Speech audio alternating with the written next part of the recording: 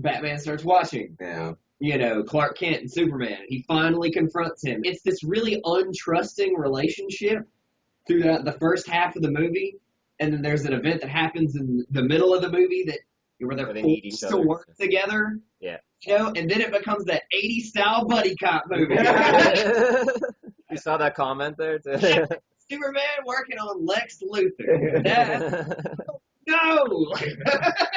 It's like Celebration Day. Yeah. Celebration Day. Batman is back. Yay! Hey, Batman.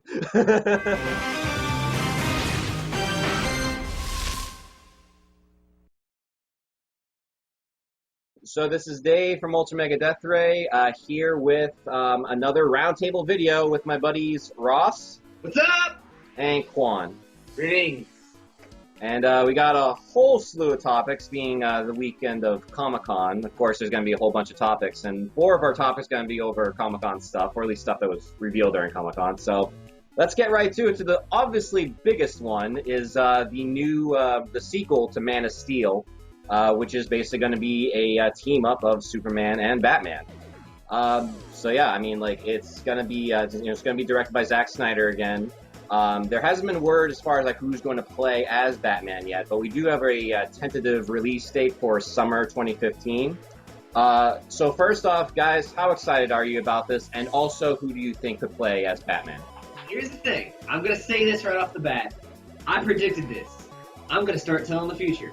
Go back a couple videos.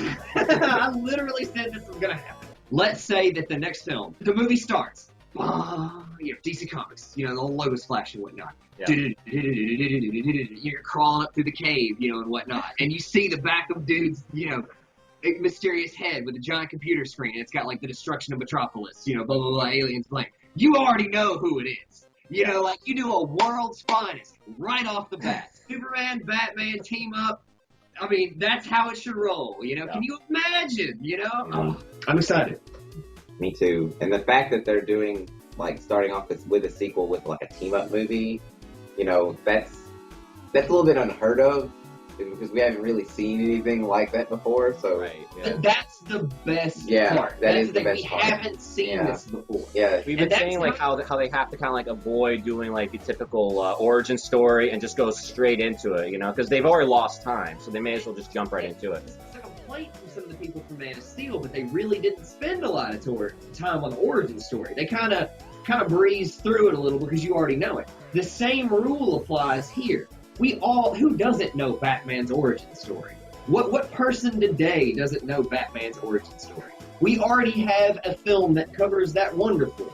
You know, there's already one that does it as well as it can be done at the current time. You know, Let's not tell another origin story and let's jump right into the heart of the matter. Yeah. You know? I mean, at this point in time, it's kind of like you'd only be appealing to a newer audience anyways. It's like, give the fans what they want. You know, some of these fans have been, you know, around since the beginning, so it's kind of like, yeah, this has been a long time coming. Yeah, it's like, give them what they want, man, because it's kind of like, you know, Avengers already stepped up their game, and from what I've learned from Comic-Con, they've really stepped up their game, and so it's kind of like, you know, DC, yeah, it's time to make a big move. I don't remember if this is official or not, don't quote me on this one, that Flash was scheduled for the year after that, and then Justice League the year after that. So 3 back-to-back, right there in a row. That's good. Yes. Yeah, which Flash is a great character introduced in the movie. Yeah. Honestly, the way they should start doing this is introducing them through TV series like S.H.I.E.L.D. is doing on the back end, but this time do it on the front end. Yeah. Or go the digital content distribution route, like a small Netflix series. Yeah. Yeah. Or like, you know, that kind of way. Because I'm sure the money for it is there. There's no doubt about it. You already plan on doing this movie. You already know what you're going to do with it.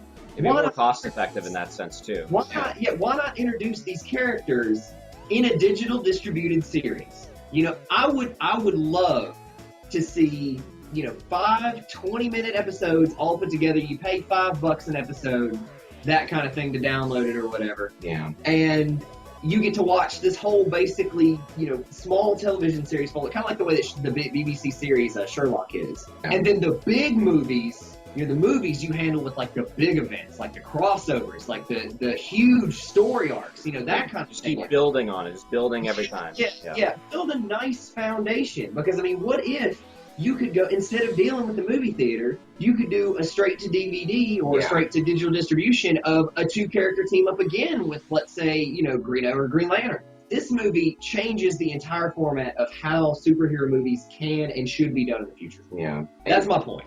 And with doing it like that, you know, kind of like the same setup Marvel has for how they're doing S.H.I.E.L.D., they already, you know, they had rewritten a lot of the comic canon to support movies.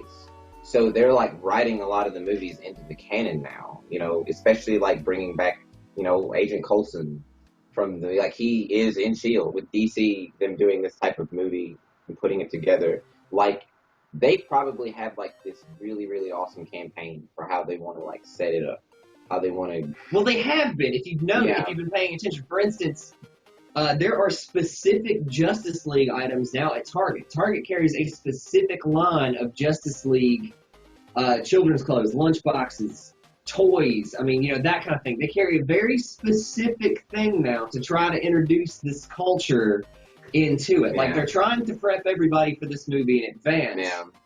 And that's maybe part of the whole genius strategy here. Like, we don't have to have an origin movie for every hero at this point. Because they're laying the groundwork in other ways. You know, it's kind of like an interesting way of, you know, of like hyping up for the movie, like doing it through the merchandising first. In this case, like it might be some kind of backdoor deal that like Target made with Marvel or with DC in this case. In order to kind of get people hyped up. Like, people already know about the superheroes because they're so iconic. They've been around forever.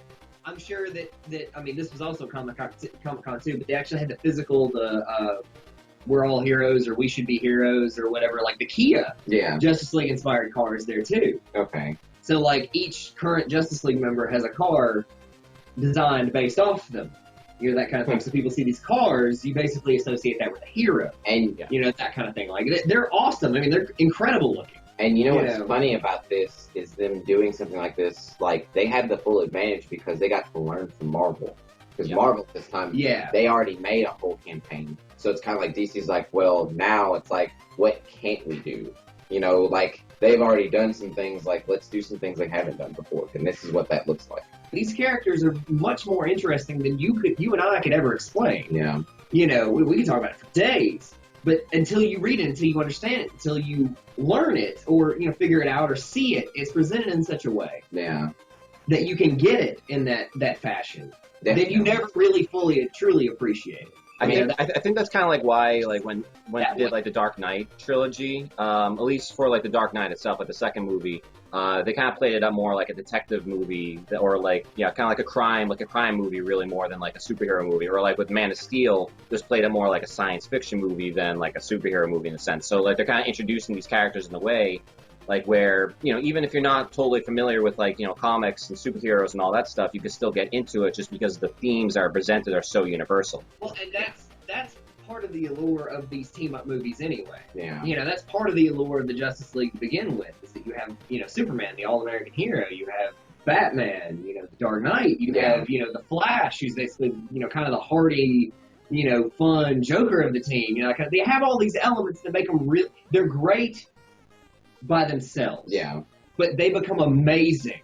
You know, they become amazing characters when you put them together. I think that DC's probably realized that they're way behind the ball on this, so they're going to have to be creative and inventive to get back at least equal, if not ahead, depending on how the next stage is. It's kind of interesting because, like, instead of, like, just introducing the characters individually, you're more, like, you know, building upon, like, Superman, like, who is, I don't know. I mean, even though he's not like the most popular DC character right now, I mean, it would undoubtedly be Batman at this point, but it's kind of like the head of DC, more or less. You know, he's the most iconic superhero, probably. He's the face for so long. Like the face for DC and all that stuff, you know. You have to kind of like look at it like where, you know, there's basically just kind of building upon like something that's, you know, that's shown to be successful with Man of Steel. Like, you know, it's made over $600 million.